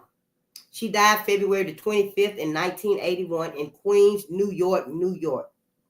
And see, our people traveled. Our people have always traveled.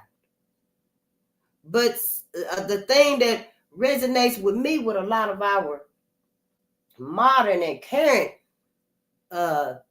successful stories is they forget. They tend to forget, you know. A lot of them do. Or maybe here they just choose whose side they on. I want to prove that a Negro can become a major dress designer. Ooh-wee. And see, that's what burns me up a whole lot to see us out here in all these name brands that don't even resonate with us. Man. Ann Lowe was the first African American to be recognized as a fashion designer of haute couture. Ooh, that's HAUTECOUTURE. Her one-of-a-kind dresses and gowns were made of dozens of yards of satin, tulle, taffeta, and silk, and were decorated with delicate embellishments of handmade flowers, intricate beadwork, and jewels. Now, how marvelous is she? Let's read. And created wedding, ball, and cotillion gowns for elite families. And she was best known for designing the trapunto style wedding gown. Ooh, TRAPUNTO. And attendance dresses for the 1953 wedding of future First Lady Jacqueline Bouvier to then Senator John F. Kennedy. And that's BOUVIER. And began sewing at the age of 6. Yeah, get a sewing machine. Start teaching these babies to sew again. Her grandmother, an enslaved dressmaker, opened her own custom seamstress business in rural Alabama after the Civil War and continued to sew for wealthy white Southern families. When her mother died suddenly, 16-year-old Anne took over the family business and completed the work on several formal gowns commissioned by the governor's wife. She had started sewing when she was 6. Of course she knew what to do and added her own, professionalism to it. If you start doing something when you 6 years old, by the time you 16, 20, whatever, you pretty much a professional. You pretty much an expert. When you start doing something at 6 years old and by the time you 16, yeah, you pretty much a professional in your own right. Now that's what I call self-made, ain't it? Because of her mother. Yeah. In 1917, she enrolled in a couture course in New York City, but due to Jim Crow practices, again, Jim Crow, Anne was forced to complete her work in a separate room from the white students who objected to her presence in their class. Anne's sketches and drawings were often used by instructors as examples of the best designs of her class. They dumb asses.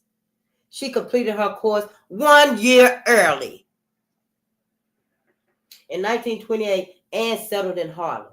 For a time, she worked on commission for stories such as Henry Bendel, HENRI, BENDEL, Neiman Marcus, NEIMAN and Saks Fifth Avenue. Now, that was very high end, wasn't it? Her clothes were. By the 1950s, Anne's intricate and meticulous work was in such demand by society families that she opened her own salon. Yes, many of Anne's exquisitely tailored gowns appeared in Vogue, Vanity Fair, and Town and Country magazines throughout the 50s and the 60s. Unfortunately, Anne's business consistently operated at a loss due to the high cost of materials and labor, and she did not achieve fame as a fashion designer during her lifetime. Today, however, her dresses are part of the collections of the Metropolitan Museum of Art's Costume Institute and the National Museum of African American History and Culture. She's so beautiful. Look at that. That's one of her fashion designs right there. And that bronze that's on her shoulder right there, I bet it was that embellishment. I bet she had sewn it into that. I'm sure white folks took her designs. White folks, as soon as they had her in that other room, they was already planning. Yeah, they was already planning that the bulk of her work and her achievements were going to be like the clothes being worn was going to be prosperous for them instead of her. Yeah, they probably were taking her designs when he would show her designs as the best, outcome of whatever they were sewing, they was creating. And they were taking that right there and immediately they were getting themselves set up. But she wouldn't have known it. She was in a whole nother classroom. Nosaki Change. Oh, look. She is beautiful. And she was born Nasaki Sange. That's her name. That's how you spell her name. I might be pronouncing it wrong. I hope not. It might be Nosaki Sange. And that's a picture of her right there. Ain't she beautiful? Well, let's read. She was like one of my cousins. Mm-hmm. She was born October the 18th, 1948 in Trenton, New Jersey. And she died October the 27th in 2018 in Bowie, Maryland. Bowie. I found God in myself and I loved her fiercely. Poet, novelist, playwright, performance artist, and educator, Nosaki Shange's unique voice and feminist approach to literature achieved wide acclaim when her choreo poem for colored girls who have considered suicide when the rainbow is enough. Oh wow, let's read this again. Poet, novelist, playwright, performance artist, and educator Nosaki Shange's unique voice and feminist approach to literature achieved widespread acclaim when her choreo poem, Choreopoem, it's one word, choreo poem. I never heard of it either. For colored girls who have considered suicide when the rainbow is enough, was first produced on Broadway in 1975. In that production, 7 nameless women dressed in colors of the rainbow spoke in 20 poems, monologues, and danced about vital issues confronted by Black women. This included themes related to artistic expression, body image, race, skin color, and male to female relationships. In the years that followed, For Colored Girls continued to be a critical success throughout the United States and Europe. And then we got the movie For Colored Girls. Same name, right? It became a part of women's studies curriculum and was adapted for television and film. For Colored Girls is considered a landmark and a classic in American theater, and it won an Obie Award for its off-Broadway production at the Public Theater. The play's phenomenal success helped to propel Nosaki's 40-plus year career as a writer and educator. She was an award-winning author of adult novels, plays, performance pieces, and children's books, including Sassafras, Cypress, and Indigo. Ellington Was Not a Street, Float Like a Butterfly, Whitewash, We Troubled the Waters, and Freedom's a Calling Me. She also taught and lectured at colleges and universities throughout the country.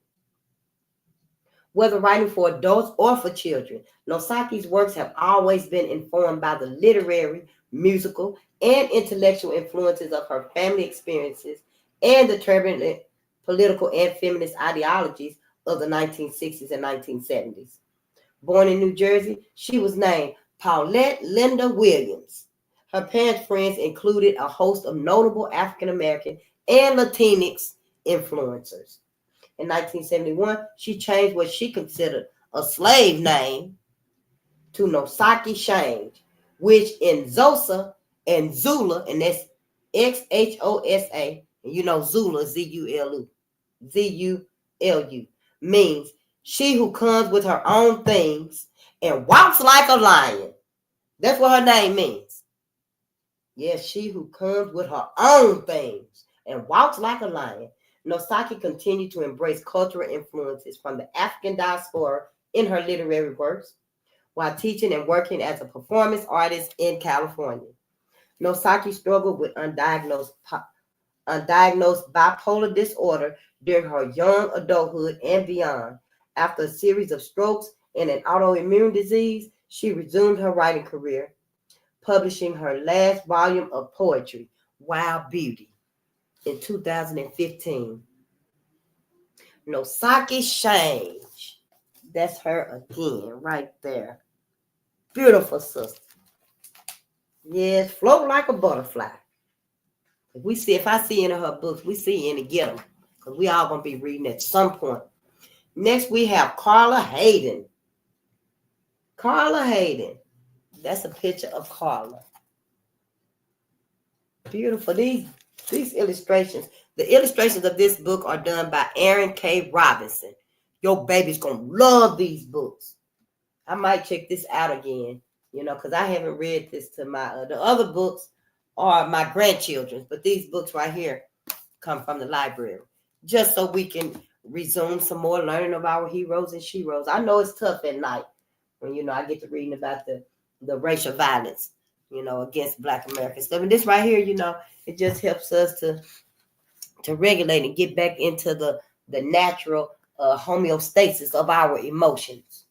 Yeah, I really don't want us to have all of that lingering from, the abuse and the trauma that we have suffered at the hands of white America. We can, convey what we feel to their asses, without letting it, eat us alive, what they've done. We just have to find our comfort and our acceptance in getting the hell away from them. That right there is the only thing we need to do. Get away from them. If yeah. Carla Hayden, born August the 10th, 1952, in Tallahassee, Florida. My mama was born in 52 too. 1952. Yeah. A lot of us, our grandmothers and great grandmothers were alive during these times. These were the times they were born.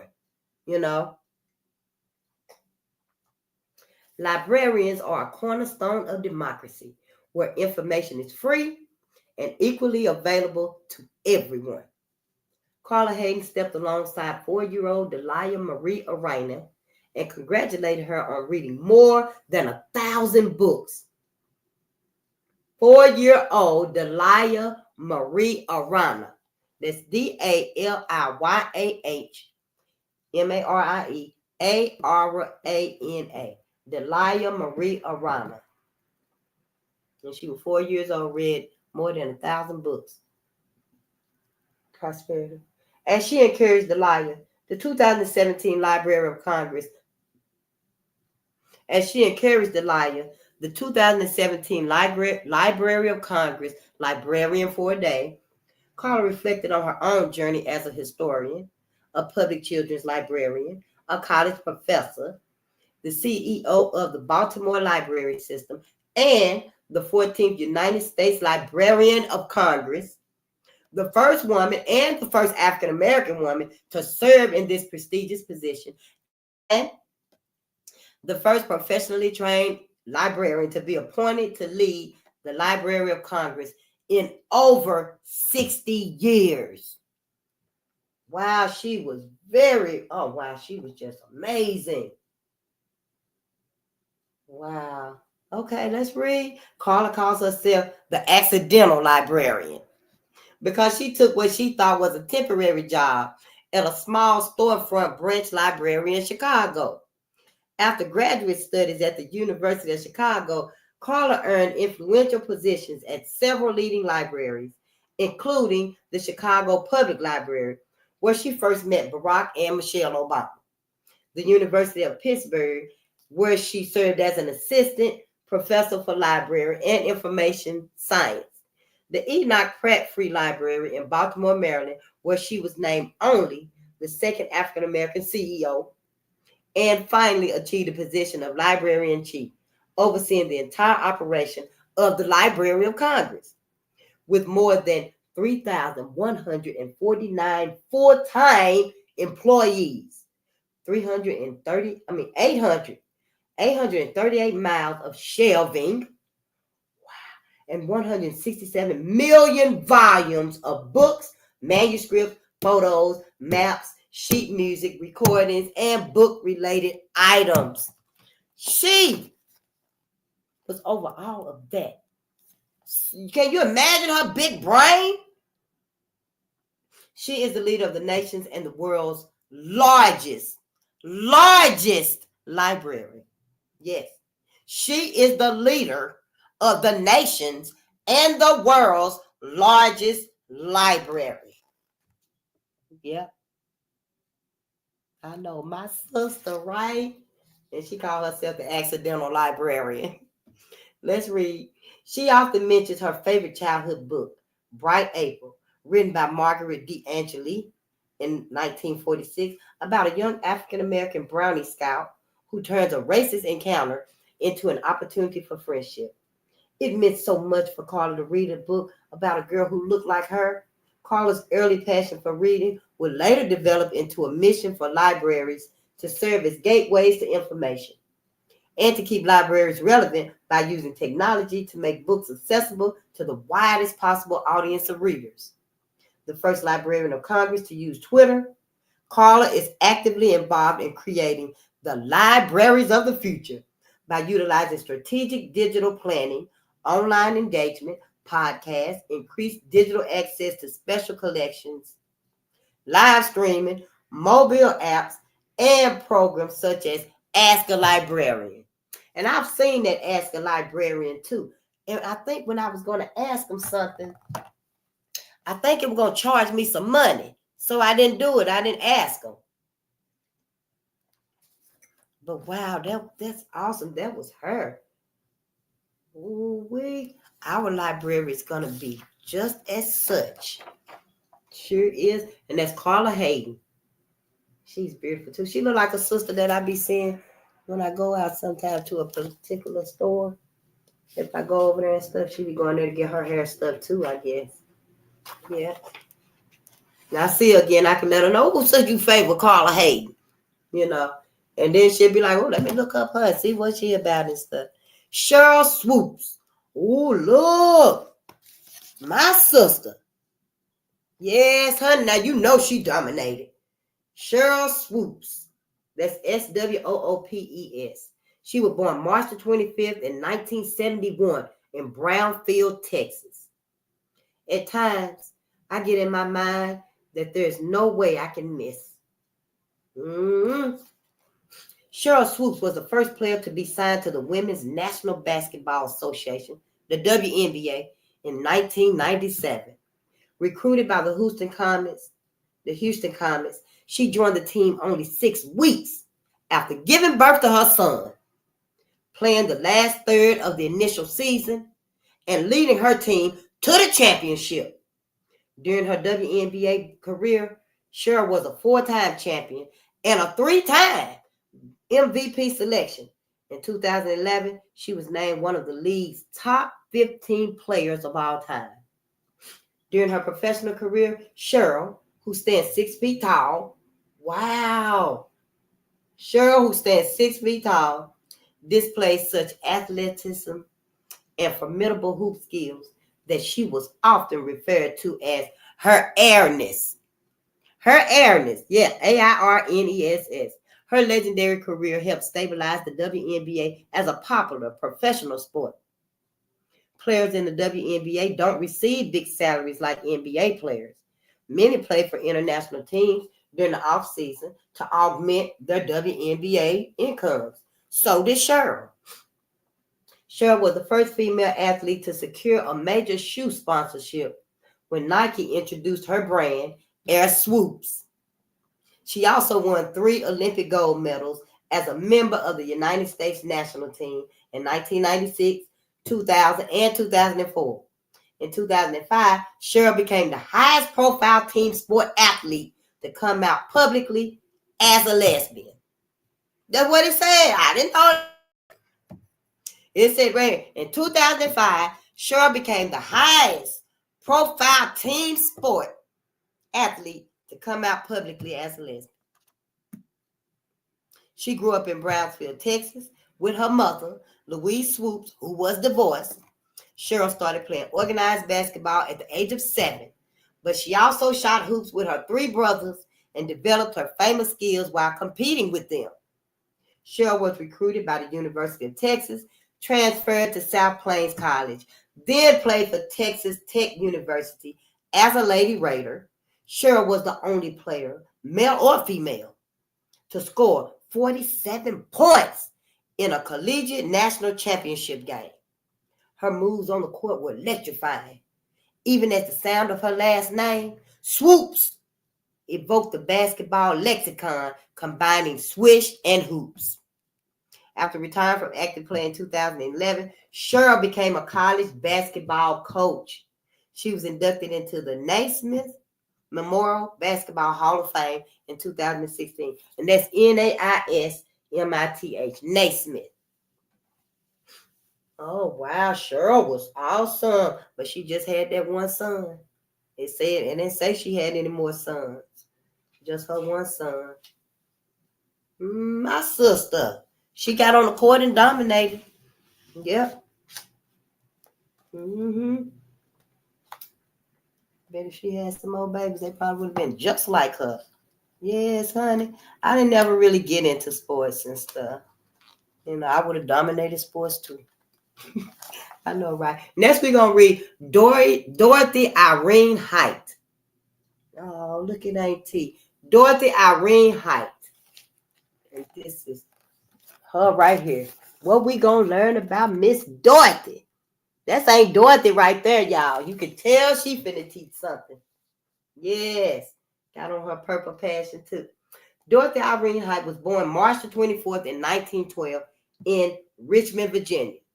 She died April the 20th, 2010 in Washington, D.C. Women know how to get things done. Dorothy Irene Height was a lifelong activist and leader in the civil rights and women's movements and served as the president of the National Council of Negro Women, the NCNW, and an executive in the YWCA. Throughout her life, Dorothy followed her mother's motto, lifting as we climb. At a very early age, Dorothy became a joiner, participating in lots of church and school activities. She competed in local and national oratory contests, consistently aiming for excellence. Dorothy recalled, by the time I was 25, I had already shaped my life's work as a champion of social justice. During her college years, Dorothy formed important friendships through the Harlem Youth Council. In 1937, Dorothy was on staff at the YWCA when she helped host a meeting of the NCNW. Her encounter with the influential Mary McLeod Bethune. Where the pencil at? Mary McLeod Bethune. You know we've been learning about Mary. You know we've been learning and talking about Mary. Honey, we keep Mary right here with us. Yes, we do.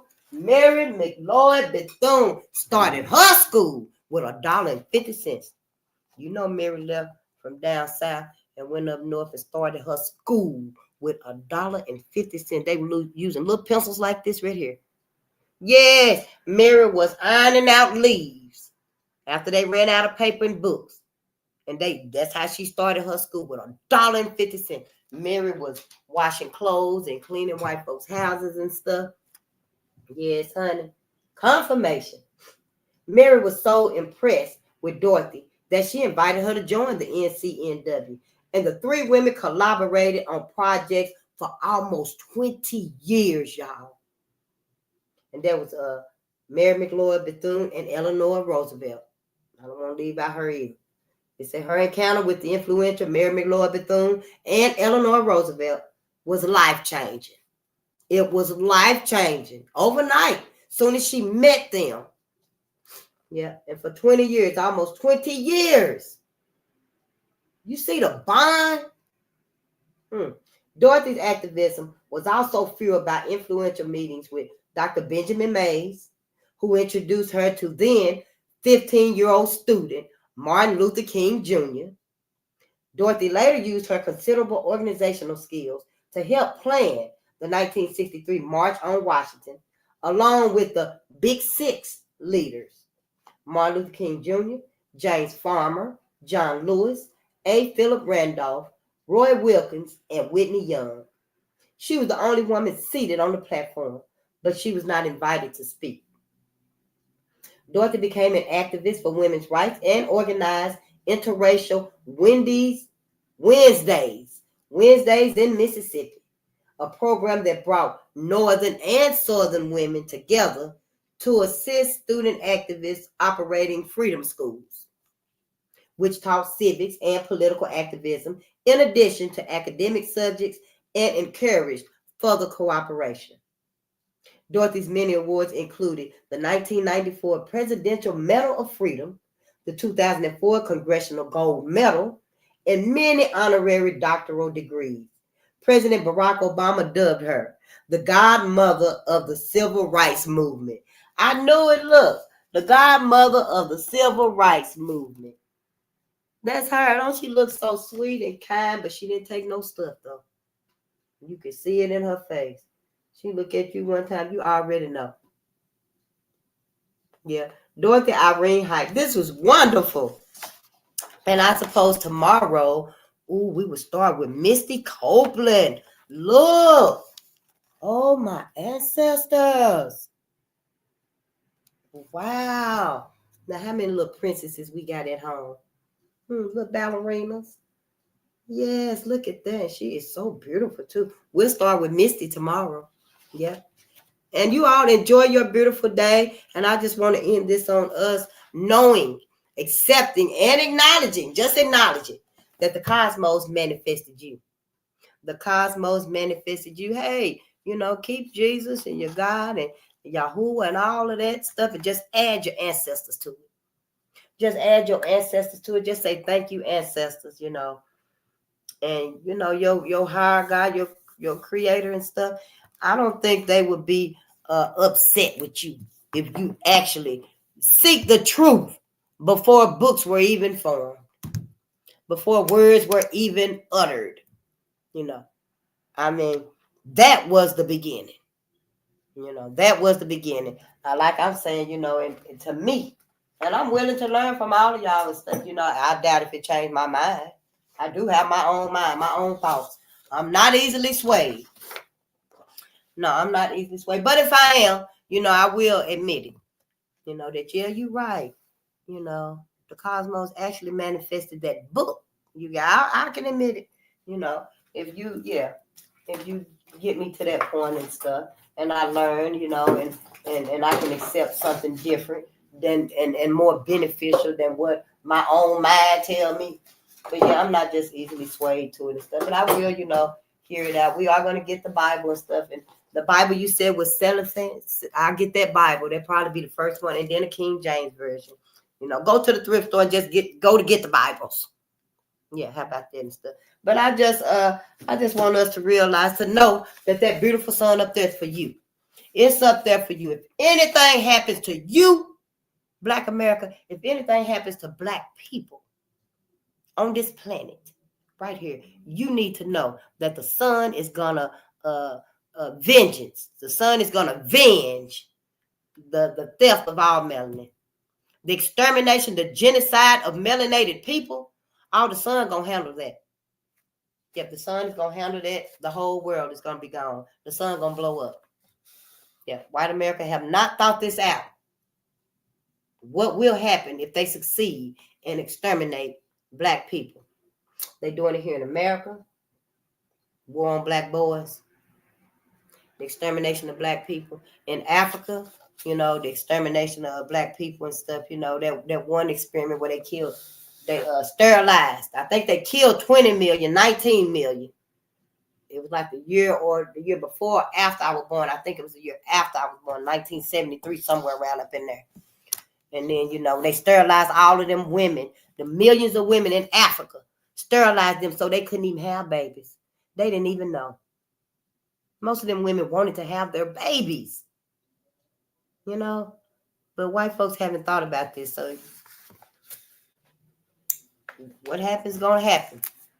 And, if they do get rid of us, that'll be the only reason that, Black America don't really, bounce back from any of this right here. And if it does happen, the sun is going to blow up, because there's nothing on this planet that can receive all the energy that is being given and ingested, soaked up, used by Black America. It ain't enough. You can put everything else together, all the waters of the planet, the rivers, oceans, seas, lakes. You can put all the animals, the majestic animals that's in the deepest parts of the world. You take the animals that's out in the opening, the insects, all of them. You take the trees, the shrubs, all living things, and put it together. And it's still not gonna equal the energy that is given to melanated people. So if black people are, exterminated and genocided, then that energy got to go back to the sun. And the sun can't handle it. It's going to blow up. It's going to blow up. The sun is putting out rays, solar rays, for a reason. To send it back. And it'll constantly go back. Because black people wouldn't be here, because they ass done succeeded and extinct us. Got our numbers so low. Because see, after death, there's no more here. Death is the finality right here on earth. And all of the death, the violence, the crime, all of the history that was done and that's still being perpetrated to this day, all of that's final. No one is coming back. So, once those numbers get down to those critical levels, then yeah, the sun won't be able to do that anymore. And the sun not going to stop sending the energy here. The sun not going to know, oh, black people not down there no more. I got to stop sending so much energy. The sun going to keep doing what the sun do. But the energy won't be received. So it's going to have to go back to the sun. And the sun going to start turning, spinning. Then it's going to start pulsating. Then it's just going to boom, going to blow up. White folks ain't thought about this at all. But we can't even worry about that. Because they got us in such a predicament. All we got to do is save ourselves now. We need to save ourselves. Right? What we was looking at with this right here, what I was getting by what he was saying is what I've been saying all along. White folks feel it like an honor. And other people here now too. They feel it like it's an honor to keep Black America, in their place. But I don't want us to worry. I just want us to be wary. Don't worry. Don't worry. Just be wary. Just know what's going on. Keep some gratitude on you. Stay grateful. Stay in your gratitude, whatever it's for. You can be grateful for your paycheck. Weeks at a time if you want to. Months at a time. You can be grateful for whatever you want to be grateful for. Great gratitude. It shields you from negativity. It makes you at least 25% happier. So you don't even need another person to make you happy. Gratitude can do that. Gratitude can make you 25% happier. Now, see me, I'm a happy person. I don't have many bad days. No, I don't have many bad days at all. And when I do, I just put it in perspective. Shit, fuck that bill. It's going to be there. It's going to be there. Yes. I can get a payment plan for it. I can get a payment plan. If I can't, I can't. And yeah, don't worry about all that pettiness. Everything that our ancestors have gone through. Yeah, before I even knew everything that they've gone through, I don't think I really just have many bad days. For somewhere along the way, I think I knew all here. There's some shit white folks ass that made up with shit here. Go on and get you something else and you'll be all right. But yeah, you can make yourself 25% happier just being grateful. Just being grateful. So yeah, find you something to be grateful for and keep it where you can pull it out anytime you need it. Keep it at the forefront of your mind. So when anything go wrong, you can just think, oh, I'm grateful for my paycheck. Can't wait to get my paycheck in 13 days. You just got it yesterday. But, be grateful for it because you know it's coming. Whatever it is. Being grateful rewires your brain. Yeah, because see, now you got something to be happy about. Something that's prosperous, abundance to you. And it's bringing abundance to you. Don't stop being grateful. You got to keep it coming so your abundance and your prosperity can keep coming. It rewires your brain. You're not sitting there in your depression and remorse anymore and worry. Yeah, you happy and you thinking about the possibilities. You can't wait to get that paycheck because you know what you're going to do. It rewires your brain. It eliminates stress and it heals. Instead of being stressed about that right there, you ain't even thought about that right there because your mind is rewired and you thinking about something else. See, it all works together. It boosts self-esteem and performance. Gratitude enhances law of attraction. Whatever you grateful for, when you grateful, you ain't even got to show it or say it or nothing. You can just feel it. And other stuff just start coming to you. It's like other stuff is like, hey, I want you to be grateful for me too. And it just start throwing everything on you. Be grateful for me. Be grateful for me. And the cosmos just start throwing wealth health, finances, prosperity, abundance, love, joy, songs at you and stuff, you know. And yeah, you just receive it. Just accept it. It's yours. That's what you get for being grateful, Black America. And it improves relationships. And we know being grateful really does improve relationships. And I want to leave us with that because I don't want to keep us any longer. Yeah. And, you know, I don't want to be late. I will. But, yeah, I don't really want to be late and stuff. I do love to tell us about singing. You know, can I do it in like 5 seconds, 5 minutes? Let's try it. How your body reacts to singing. Always keep a song in your heart, too. See, you want to always keep yourself happy. See, me just knowing about that sun up there, that's basically all I need. Just knowing about that sun up there. When I see my people and the sun ain't out or whatever, even the sun is out, I get my energy from Black people. Black people are like my sun. You know, I don't know. It just resonates like that with me. And that's fine with me. I would have it no other way. So no, I don't have it no other way. So, you know, find your happiness. You got to find it. It's got to be somewhere. And be loyal to it now. Hell, don't go out and find, you know, Becky and Karen. And yeah, that's what I'm happy for. Makes me happier. Find you something that won't leave you in your happiness. Won't leave you with your happiness. You know? And then you're like, oh, we broke up and ended. And I'm so depressed and I don't know what to do and stuff. You got to be your happiness.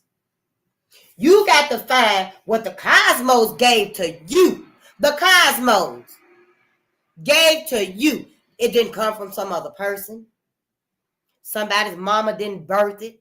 And y'all finally ran across each other's path and that's it. No, the cosmos gave it to you. You got to find that. But anyway, sing it. So keep a song in your heart too. You know our music the best. That's why everybody got it and everybody took it. The music we got of ours, honey, is no good. It ain't hardly no good for anybody. I say maybe 15%. More like 5% of what I be hearing, you know, but I digress. How singing reacts. How your body reacts to singing. Your heart. Singing joyful and expressive songs can nourish the heart, balance emotions, and uplift the spirit. When you singing and stuff, honey, your heart is uplifted. Your heart feels so much lighter. You know, singing, it does that. Sometimes you can feel it, sometimes you can't. I can feel it because I love music. I love singing. I love music and reading. I ain't really got no singing voice, but I love to sing. Yeah, I'll sing some Earth, Wind, and Fire. I hit that bridge. Oh, yeah. Lungs. Your lungs. When you singing a song, singing helps expand the lungs and improves oxygen intake. Because, see, we ain't even breathing right. We doing everything in our life like white folks do. We eat like white folks, dress like white folks, think like white folks, everything like white folks. Yep, we even breathe like white folks. So we breathe in shallow. We got these big nostrils for a reason. We're supposed to be taking full intakes of breath. We're supposed to be breathing from our diaphragm here. You know, when you breathe, your stomach's supposed to actually go in into your spine and it's supposed to come out when you breathing properly. I actually took a class on breathing. And I didn't know that's what it meant now. But I see now why our asses ain't breathing right. So, yeah, you know, so sing. Just sing. Because when you sing, your lungs do expand. And, you know, you getting that oxygen intake that your lungs do need. So, see. And your liver. Singing helps regulate emotions like frustrations, anger, and stress. Kidneys. Singing can strengthen kidney energy by fostering vocal expression. While you singing and stuff and you hitting that high note, your kidneys is too, honey. Yeah, it's all for the betterment of Black people. See, white America, Western education, whatever you want to call it, ain't never taught us nothing. And now this is where we're going to start teaching ourselves and stuff, you know. Yeah, we're going to start teaching ourselves. Why not? We read the copyright disclaimer for the time being until they say, you know, it's no longer necessary. All of this stuff right here is off limits. Then we're going to have to go another route. And, you know, at that time, we will do it. You know, so I want to thank you all for your patience and your presence. And I'll see you all tonight, the ancestors willing, midnight with the ancestors, right? So just be happy. You know, be happy for yourself. Be happy for your people. Forgive your people. Forgive us. When you see sister out there and stuff, don't look at her 5 seconds then. She just glance at her and look away. You ain't got to just sit there and stare at her. You know she going to say something.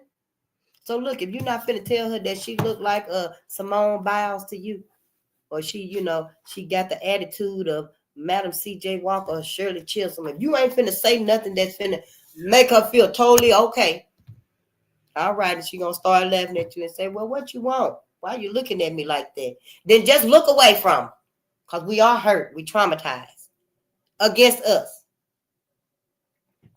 But it's not entirely our fault. You know, I'm not saying excuse us for everything, but I'm just saying have a little empathy for us. Because, you know, it's not entirely our fault. No. And y'all know that. That's why you don't want to confront white America and stuff. But that's all right. I'll do it. I'll tell their ass shit. Yeah. But I love y'all, and I'll see y'all later, okay? Peace and power to the people, because our people need it. Sure do. Oh, cold dog. I know, my brother. I'll see y'all tonight. Oh, good day, Letitia, my sister. I'll see y'all tonight. Peace and power to the people.